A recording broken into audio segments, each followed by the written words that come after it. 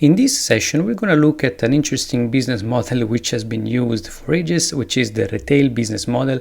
But we look at it with a little bit of more in-depth understanding of what makes it up, why, and when it makes sense to run a retail business model or to instead turn to a wholesale business model instead. Now, a retail business model, as you might know, it's a business model where, let's say, a shop deals directly with the final consumers, customers.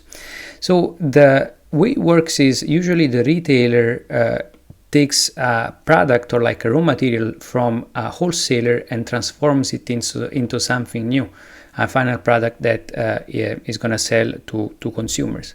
Very classic example and very simple one is take the case of a retailer who buys a bag of coffees from a wholesaler and then he makes them into a very nice cup of coffee espressos that sells directly in its own retailing shop, which is nice, so it has a nice experience, and therefore from a bag of coffee which may cost $10 and you can make 100 coffees, the retailer is going to make like, let's say, $1,000, so 10 times more. Of course, while it seems that it makes sense always to run a retail in respect to a wholesale business model, in reality there are advantages and disadvantages of running a retail business model. Let's look at some of the disadvantages. When it comes to disadvantages, really, if you're running a retail shop, it means that you're dealing with the final consumers and customers.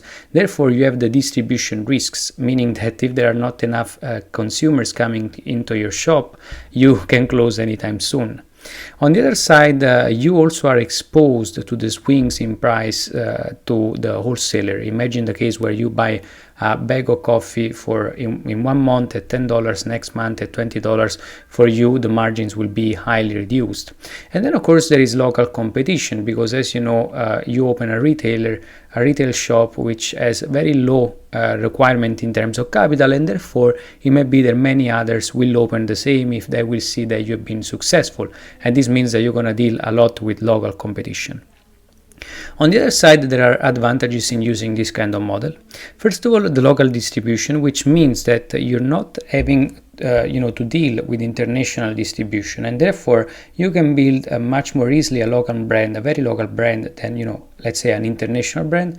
And so you can do it by simply making sure that your product is good for your consumers.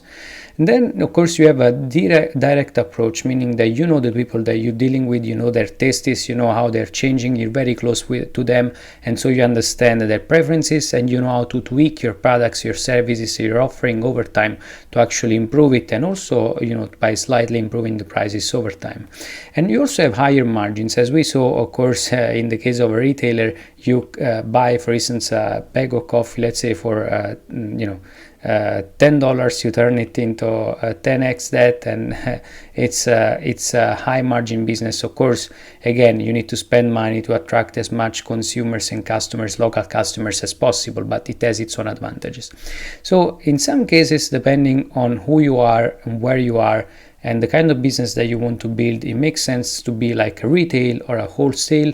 But again, the wholesale has the advantage of actually just selling to more and more retails over time, and not having to directly sell to final consumers, and therefore it can survive in the long term with less customers. And of course, there will be always retailers ready to buy from wholesalers, even though that's not always the case. But again, you're just enjoying the lower margins, and you're not having like a direct approach or like direct conversations with customers, so you may not be aware of the changing tastes. That's why in many cases wholesalers also spend time in branding themselves while also distributing to retailers, where the brand of the wholesaler is not going to necessarily appear to the final consumers.